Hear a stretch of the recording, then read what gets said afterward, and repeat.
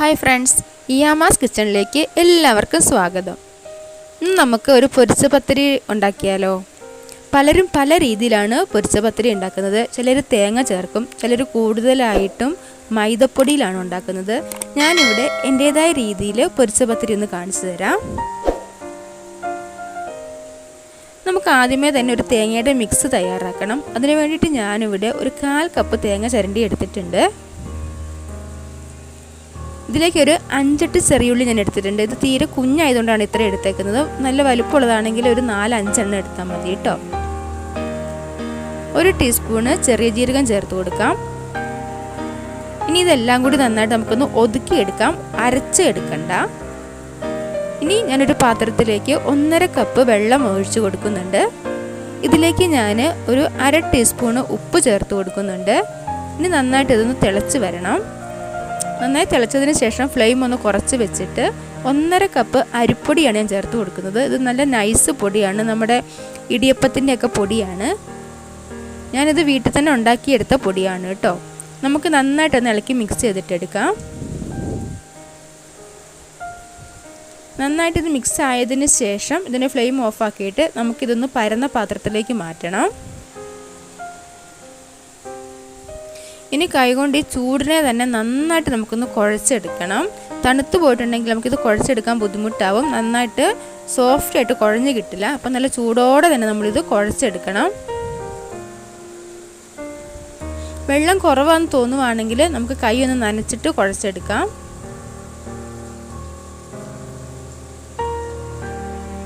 ഇനി ഇതിലേക്ക് ഞാൻ ഒരു 2 ടേബിൾ സ്പൂൺ മൈദപ്പൊടിയാണ് ചേർത്ത് കൊടുക്കുന്നത്. നമ്മൾ ഒതുക്കി വെച്ചേക്കുന്ന തേങ്ങയുടെ മിക്സും കൂടി ചേർത്ത് കൊടുത്തിട്ട് നന്നായിട്ട് ഒന്നുകൂടി ഒന്ന് കുഴച്ചെടുക്കുവാണ്.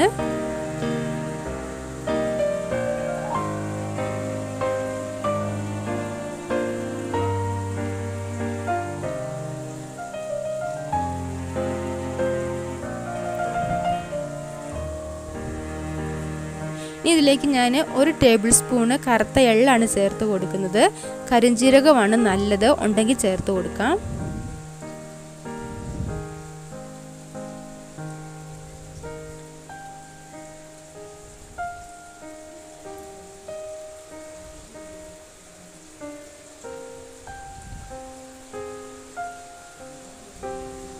ഇനി ഞാൻ ഇതിന് മുകളിലേക്ക് 1 ടേബിൾ സ്പൂൺ വെളിച്ചെണ്ണയും കൂടി ഒഴിച്ചിട്ട് ഒന്നുകൂടി ഒന്ന് കുഴച്ചെടുക്കുവാണ്. നെയ്യ് വേണമെങ്കിലും ചേർത്ത് കൊടുക്കാം കേട്ടോ. അല്ലെങ്കിൽ നമ്മൾ വെള്ളം തിളപ്പിക്കുമ്പോൾ ആ സമയത്ത് വേണമെങ്കിലും ഈ വെളിച്ചെണ്ണയോ നെയ്യോ നമുക്ക് ചേർത്ത് കൊടുക്കാവുന്നതാണ്.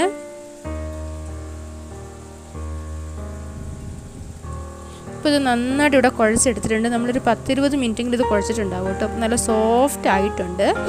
ഇനി ഇത് ചപ്പാത്തിക്കല്ലിൻ്റെ മുകളിലാണ് ഞാൻ പരത്തി എടുക്കുന്നത്. അതിന് വേണ്ടിയിട്ട് ഞാൻ അതിൻ്റെ മുകളിൽ കുറച്ച് എണ്ണ തേച്ച് കൊടുക്കുന്നുണ്ട്. ഇതിന് മുകളിലേക്ക് അരിപ്പൊടിയോ അല്ലെങ്കിൽ മൈദപ്പൊടിയോ ഒന്ന് വിതറി കൊടുത്താലും മതി കേട്ടോ. ഇത് കല്ലിൽ ഒട്ടിപ്പിടിക്കാതിരിക്കാൻ വേണ്ടിയിട്ടാണ്.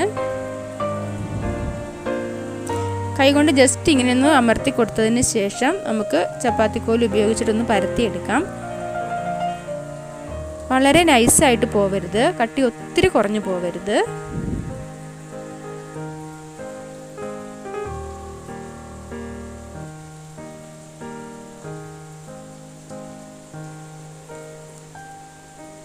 ഇനി ഞാനൊരു ഗ്ലാസ് ഉപയോഗിച്ചിട്ടാണ് ഇത് മുറിച്ചെടുക്കുന്നത്. നിങ്ങൾക്ക് ഇഷ്ടമുള്ള കുപ്പിയുടെ അടപ്പോ എന്ത് ഉപയോഗിച്ചിട്ട് വേണമെങ്കിലും നിങ്ങൾക്ക് ഇത് മുറിച്ചെടുക്കാവുന്നതാണ്.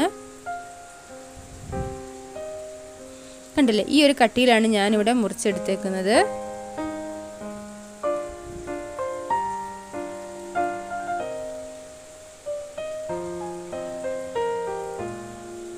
ഈ ഒരു കട്ടി മതി കേട്ടോ. ഒത്തിരി കട്ടി കൂടിപ്പോയാലും വെന്തെടുക്കാൻ പാടായിരിക്കും.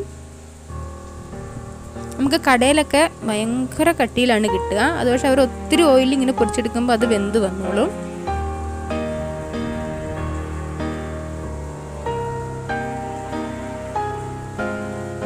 ഇനി നമുക്ക് ഓയിൽ നന്നായിട്ടൊന്ന് ചൂടാക്കിയിട്ട് അതിലേക്ക് ഇട്ടൊന്ന് വറുത്ത് കോരിയെടുക്കാം.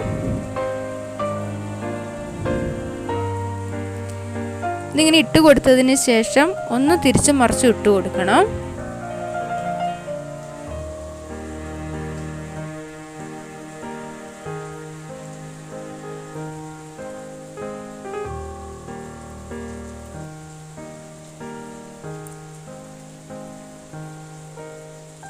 ഫ്ലെയിം കുറച്ച് വെക്കണം, ആ കാര്യം മറന്നു പോകരുത്, ഇല്ലെങ്കിൽ ഇതിൻ്റെ ഉള്ളിൽ വെന്ത് കിട്ടില്ല.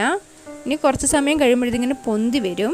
ഇതാണ് ഇത് വേകുന്ന ഒരു പാകം എന്ന് പറയുന്നത്.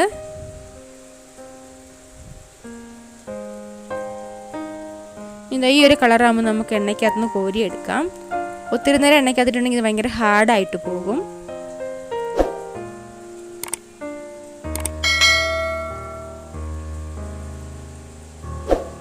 അപ്പം അത് അത്രയേ ഉള്ളൂ. പൊരിച്ച പത്തിരി ഇവിടെ റെഡി ആയിട്ടുണ്ട്. അപ്പം എല്ലാവരും ഇതുപോലെ ഒന്ന് ഉണ്ടാക്കി നോക്കണം. ഉണ്ടാക്കി നോക്കിയിട്ട് അഭിപ്രായങ്ങൾ കമൻ്റായിട്ട് അറിയിക്കണം. ലൈക്ക് ചെയ്യണം, ഷെയർ ചെയ്യണം. എൻ്റെ ചാനലൊന്ന് സബ്സ്ക്രൈബ് ചെയ്തതിന് സപ്പോർട്ട് ചെയ്യണം കേട്ടോ. മറ്റൊരു വീഡിയോ ആയിട്ട് വീണ്ടും കാണാം.